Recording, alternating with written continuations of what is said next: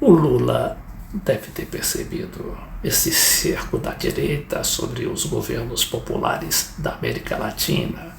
O último exemplo foi esse da Argentina de Javier Milei, uma dose para leão.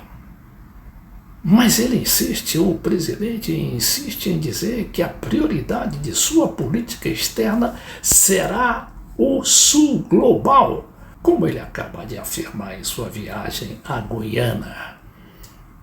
Ele estará certo com essa política de confrontação? Ou corre um risco de ser derrubado que nem a Dilma naquele golpe parlamentar?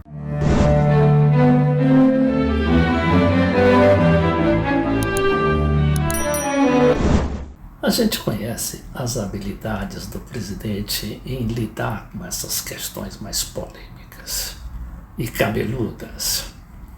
O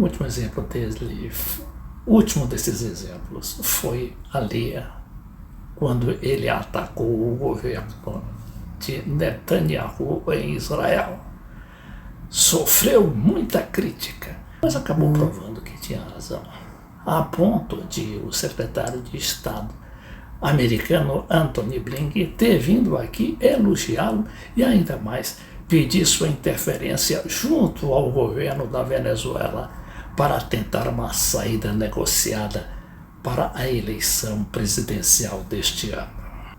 O Lula tem também ali no México do presidente López Obrador, outro presidente progressista e popular, que está sobrevivendo com seu prestígio intacto, não é? A ponto de sua candidata nesta eleição do ano de 2024, Claudia Sheinbaum, está entre os primeiros lugares, está em primeiro lugar disparado nas pesquisas. López Obrador é também dá nó em pingo d'água. Imagine só, ele, presidente da República, não é? Fazendo um programa popular nacionalista e de defesa principalmente da soberania de seu país. Conviver bem tanto com Trump quanto com Biden. Só que ele não conseguiu se livrar de uma campanha midiática virulenta contra o seu governo, que persiste até hoje e deverá se aprofundar intensamente até a eleição de julho deste ano. O Lula também sabe que tem muitos perrengues pela frente, não é? Essa manifestação na Avenida Paulista de domingo assustou um pouco, sobretudo em relação à eleição municipal deste ano.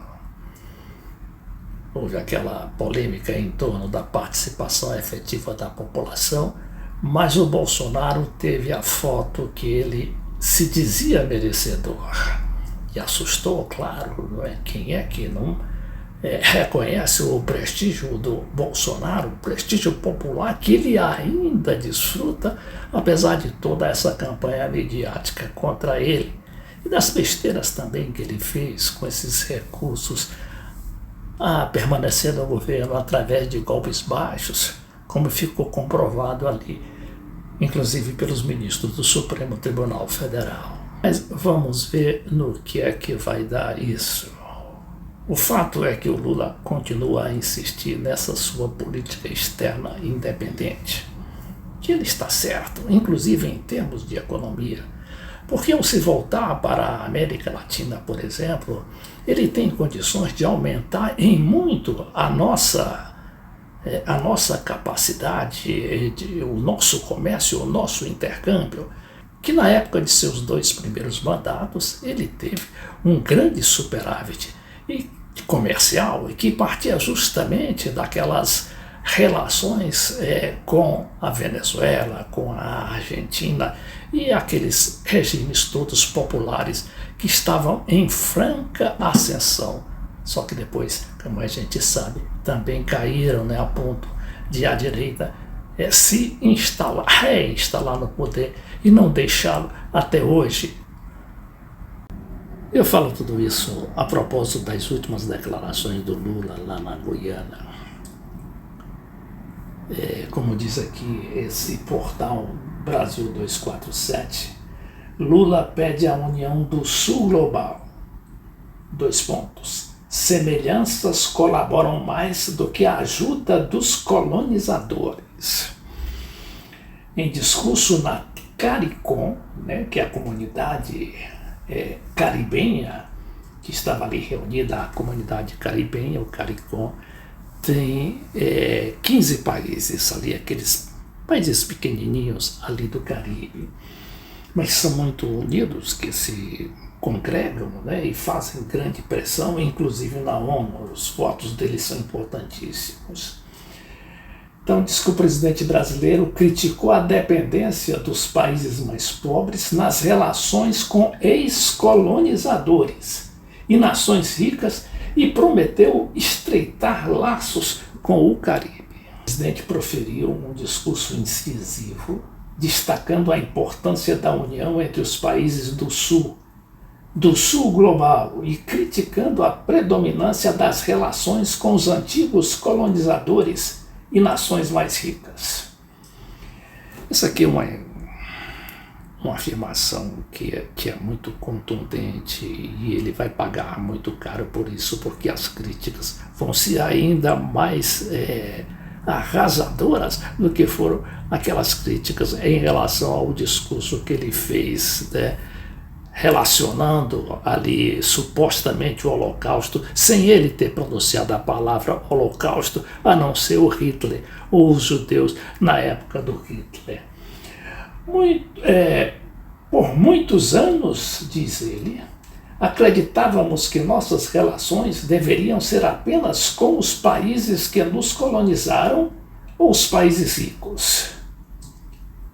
Tomamos a decisão, diz ele agora, né, de priorizar nossas relações com essas regiões.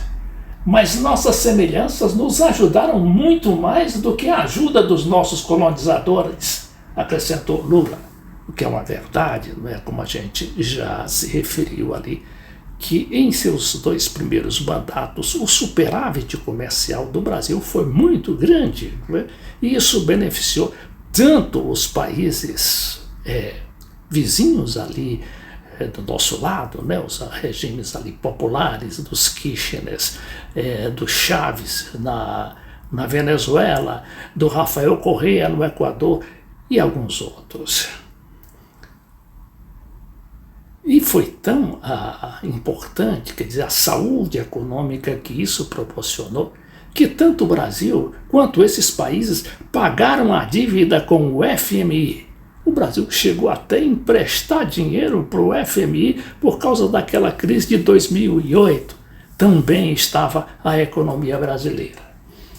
O presidente brasileiro criticou a falta de compromisso dos países ricos em transferir recursos para o Sul global para enfrentar a crise climática, bem como os gastos excessivos em armamentos militares, que resultam na perda de vidas inocentes. Além disso, referiu-se aos impactos dos conflitos recentes, como a guerra na Ucrânia e o genocídio promovido por Israel contra a população palestina na faixa de Gaza. Continuaremos a lutar pela paz mundial, afirmou Lula.